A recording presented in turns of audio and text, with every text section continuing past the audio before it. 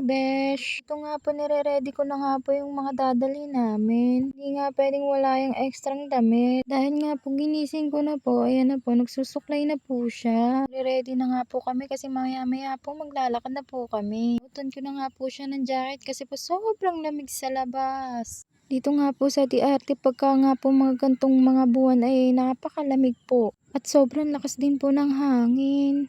Madilim pa nga po mga ate besh ay naglakad na nga po kami para nga hindi po kami tanghaliin. Doon na nga po kami inabutan ng liwanag sa Butarero. Layo pa nga po lalakarin namin kasi nga po wala pa nga po ditong tricycle. Tagaan nga lang po maglakad kasi sobrang layo po ng lakarin.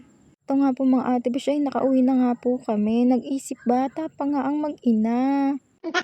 Nga po naming dalawa yan pagkagaling nga po namin sa school. Kayo ba mga ate besh, naranasan niyo din ba yan? Paggaling nyo nga sa school ay imbis na dumiretso sa bahay ay didiretso pa nga kung saan saang puno. Kaya nga pag-uwi lagi kaming may palo noon.